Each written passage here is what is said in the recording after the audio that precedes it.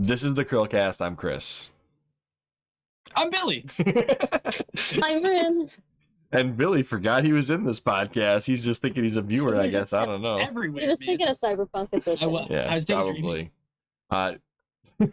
So today is Throwback Thursday. Before we get into Banner Saga, Ryn, why don't you tell everybody about your channel? I make art and I play video games and I stream on Tuesdays and Sundays, and that's pretty much it. And there she is, streaming for Christmas. That is me. I was my charity stream, I think. Yeah, it seems like Or no, it's not. That's two, I think. Is it? I think this is the Christmas one. Yeah, holiday charity stream. Yeah, no, that's my charity stream then, yeah. Yeah. Oh, dislike. What a lame person. I don't know who did that. Probably Will. Will, I'm going to have a talk with you. No. All right. Billy, what about your channel? What do you do? I make a lot of things. I put them on YouTube that talk about games. My latest thing is 5 reasons to play different games that came out. And now I'm starting a big project for Dungeons and Dragons and the like. Billy, I really like your back and forth with yourself on these comedic relief sketches. I kind of think you shine in these types of things. So you as a dungeon master might be epic. I don't know. We'll see. I love you for that, because I think if I'm not gonna kill VISNAWesome, I'm gonna do more stuff, but I think I'm gonna do more of these these smaller skits that I can handle. Maybe bring on some collaborators. I don't know. We'll see. All day. So today is Throwback Thursday, and after you guys go subscribe to Ryn, her channel is youtube.com/RYN. Support that charity stream and all the other streams she does and that fun stuff, and her heroes reactions, because those are also pretty fun. You guys can come watch this video. We're going to be talking about Banner Saga. The Banner Saga is a fantasy tactical role-playing video game developed by Stoic Studio. Stoic is a great word.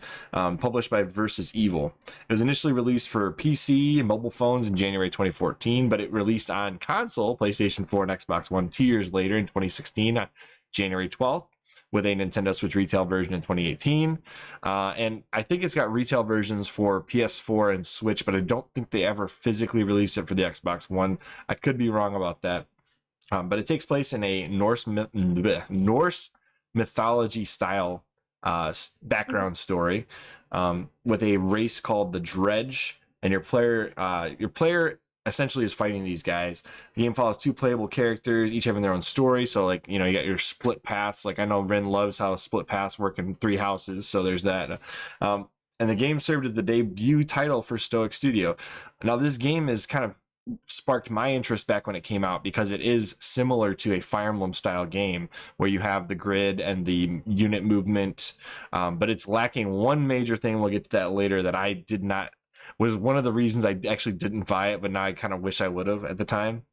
But it has a hand-drawn animation, so it's got really nice looking graphics, and this is not that. This is Billy talking about Calamity. We should probably have the right thing up. So here we go. Banner Saga. Here we go. Sorry. So the game was the debut title for that company. Let's see here. Where was I at?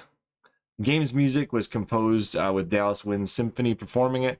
Multiplayer component exists. Banner Saga factions. I've actually not really explored that all that much, but it is free to play. So it did receive really good praise from the critics when it released, because of this awesome art style and this pretty deep Norse story line that you go through during the game. But like I said before, the game is basically like a Fire Emblem, similar to Fire Emblem gameplay style, but the story is way different than Fire Emblem by a long shot. And you'll see the biggest reason why I was not playing this game was because of the cutscenes for fighting. There are none. So you're just fighting on the grid. It reminds me of Path of Radiance or Radiant Dawn when you don't have animations on. Yep, exactly. And I know a lot of hardcore Fire Emblem players don't mind turning that off and just playing that way. But me personally, I like watching the battle unfold. That's half the fun for me. It's a little tense when you do it. Yeah, exactly. I like to watch my character get slaughtered and force me to restart the whole match over again. because I don't ever play. What's that version Nuzlocke on Pokemon? I don't play that way in Fire Emblem. I you don't restart. Iron No, I don't Iron Man it. What? No. I'm lazy, so a lot of times I'll restart for very specific characters, but a lot of times I'm just too tired and not like most of the time it's just not a character I care enough about to restart for. Like I'll never play on casual for any of the games, but at the same time I will restart so I don't lose the character. So like I don't What are know. you talking about? You don't play on Phoenix mode for Fates? No. You get your characters right after they die, like 2 turns later, they just come back on this map. Like who cares? I'm still here. I got stabbed through the heart. I'm good. They just got healed, it's fine. Yeah. You got the dragon saved me, right? No. Yeah, there we go. So this game, like to me, was super intriguing because other than a game called Party, I don't know what the exact pronunciation is. It's a foreign company made it, but there's an iOS game called Partia. This was one of my first, like I recognized Fire Emblem gameplay in a game other than Fire Emblem.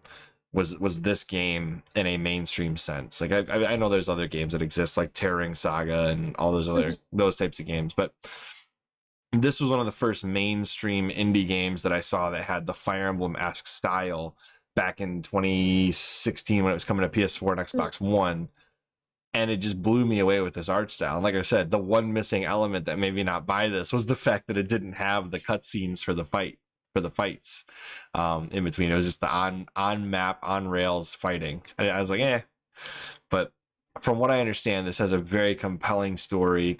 It's got a pretty good scalable difficulty, and it's got a great animation style. So if you are interested in a Fire Emblem style game that follows Norse roots and a Norse backdrop, this is the game for you.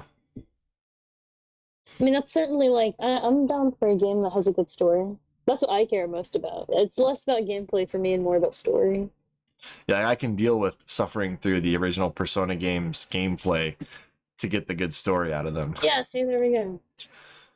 And that game did not, it aged well in the sense that the story's still there and Ryn is glitching out into the Matrix again. Every now and then I'll look down at my camera and I'm like, oh, I'm just glitching. And then I see myself zoom in and then zoom out. That's what fixes it for some reason. I don't know why. That's what fixes it. I cannot figure it out. It's been happening since like a Skype update back in like March. Mm-hmm. And it doesn't happen every time, but usually it's Billy, so Billy's lucky. I know. I was gonna say, why is it only me? It's usually it used to be Billy. only me, Ryn. So I'm so sorry for you, but I'm very happy for one time. You're lucky this time. It happened to Hidden Xperia when we had him on recently. But yeah, it's a weird Skype glitch. Like Microsoft, please sponsor us. We use Skype every video. Yeah. But yeah, so this game, like I said, I don't have a lot to say about it other than the art style is great. The gameplay is really tight, especially since there's not much that can go wrong in this style of game. And if you like Fire Emblem and you like Norse mythology, check it out. Anything you guys want to say about it? Any reactions to this art style? What do you think of it? I like the art style a lot. Just like the overview of the art style, especially when they're like not in a cutscene per se, they're like moving through the land. I don't know. I've seen it a couple times. I don't know how to describe it. It reminds me of Journey, but the like actual like art style, like during the cutscenes is really nice. I like the animations too. Yeah, they definitely, it's cool because like one of the things I've always really liked about hand-drawn games is like you can really see the passion and like in backgrounds and stuff. It just everything looks so like well done, I guess is the best wording. And yeah, I mean I think with a solid story and great gameplay, it looks like a really cool game to play. Mm. I just thought of my only other complaint. I do not like isometric top-downs. That is one, and I know I'm in the minority on this too, but I am not a huge fan of isometric top-down games. No, Like, I don't like it either. I always play like straight on when I play Fire Emblem games. I know you can kind of tilt and pan a little bit. No, I just play straight on, and if I can't see something, I just can't see it. me and my XCOM boys sitting over here just having a great time. Exactly.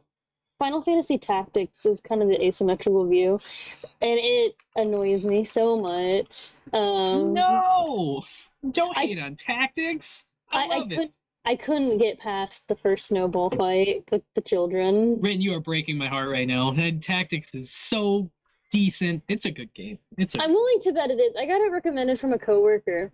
It's just like everything about that, like especially from somebody who plays Fire Emblem a lot. Just everything about that game that was just like, oh well, okay, you make like the moves out, and then people move by speed, and I'm like, what? No, no, just let me do my thing. Yeah, and my have player them die. turn They first. should be able to hit me back. It's definitely not for everybody. Like I understand wholehearted. Final Fantasy Tactics kind of thing, like it reminds me of like a Fire Emblem mixed with like a Disgaea kind of feel to it. Especially, yeah, like I hate the asymmetrical thing. It looks so annoying. Yeah. But I mean, I have the game. It's probably good. It's just sitting on my shelf with however many other games I have. There are only a handful of isometric games that I can actually play and not get a headache, and Oceanhorn is one of them. Since I have not like played this game all the way through, Banner Saga, I don't know if this is one of the ones, but I will say it is a great game to play if you can get past isometric and no cutscene animations. Yeah. So that's it. That's all I have to say about that at the end there. So if you're interested, try it out. If not, let me see if I had anything else in here. Oh, one last thing. Clearly, there's a market for Fire Emblem esque games now. After Fire Emblem was like the only franchise for years and years and years there that did this style of gameplay, since a lot of the other franchises that did it kind of failed at some point. Do you guys want to see more games in this genre? Like maybe a spin-off of a series you really enjoy? Like for example, Final Fantasy Tactics was essentially a spin-off of the Final Fantasy games. Is there a different series you guys could see playing in a Fire Emblem style game? I mean, there's definitely like Disgaea is already one. I mentioned it like a second ago. That's already one that plays very similar to Fire Emblem. Oh, I'm sad that I'm struggling to think of others. I think you could do a really cool like I could see even like Mass Effect with its big scale war, like even with their third game doing Galactic War and stuff. Like I could see them. Obviously, it's not going to be the same as Fire Emblem in terms of combat, but it would be like really like kind of like XCOM, I guess, like really similar style.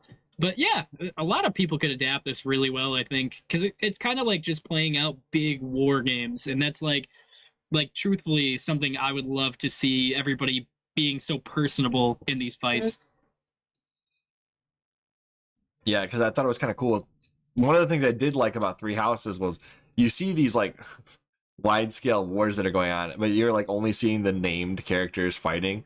I thought it was cool that you could have like you have this unit with you, you have these like 20 people with you, this person has these 20 people with them, like the reinforcements they were showing them in the Three Houses, like the conscripts for hire and that kind of stuff. The battalions, that's right, battalions. I thought that was a cool aspect because they don't ever show that in the other Fire Emblem games, but you know that those characters are there. Now in Advance Wars, I would like to see an Advance Wars mixed with Halo. That would be cool. That's my personal wish. And since Nintendo and Microsoft have been like, very friendly, that would be one of the coolest spin-off games ever. Master Chief and Smash. When is that gonna happen? Probably the same time that we get what's his name? Kratos. Maybe we'll get Master Chief and Kratos in Smash. A week before Minecraft Steve came out, I made a joke about him coming out for Smash, and I felt so proud of myself. I was actually surprised at the time that they announced Steve that he wasn't already in the game. I was like, wait, he's not in the game already? Yeah, considering it's the most bought game in the world. Yeah, there's the top three games are Minecraft, Tetris, and Grand Theft Auto 5. Yeah. Not even Grand Theft Auto, it's a series. No, literally Grand Theft Auto 5 is the third highest selling game franchise. Well, it came out for 10 consoles, so. I mean, but Tetris has been around for 50 years, probably 35 years at least. Yeah, but the reason why Tetris is even up there is because it came free with a whole bunch of consoles. Yeah, it did. Wii Sports is probably up there too because it came free with every Wii, almost. I think Wii Sports as a like the Wii series of games as a franchise is in the top 5 selling franchises of all time. Like I think it almost outclasses Mario at some point.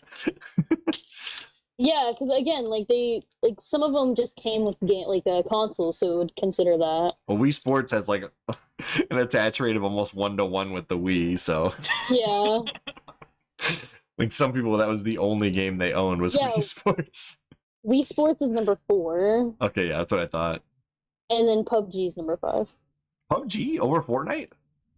Yeah, I don't. Oh, is it because Fortnite's not for sale? Yeah, Fortnite's free, isn't it? Yeah, that might be why. Yeah, it's kind of hard to buy something that's free. You can technically wanna buy download it. you can technically buy Fortnite in a package, but yeah. So Wii Fit for 8, which is kind of funny. Tetris is on here twice. I want to see Is it- Tetris mixed with Fire Emblem. That's what I want to see. Yeah, just like That would work. and attack each other. Like just as like an April Fool's joke, like the biggest collaboration ever, Tetris times Fire Emblem. Oh, The Last of Us is number 47. That makes me happy. Good for them, man. Good for them. That's Yeah, awesome. they deserve a win. Yes, they do. Ooh, Minecraft times Fire Emblem. They could do that. You already got the blocks. They kind of already did with Minecraft Dungeons though. That's not Fire Emblem though. That's But more it's like similar. Diablo. It's just like the top-down view. Yeah. Anyways, I'm so tired of seeing Minecraft story mode made me sad. yeah, fair enough. As always, I'm Chris. I'm Billy. And I'm Ryn. And we will see you on the next Banner Saga.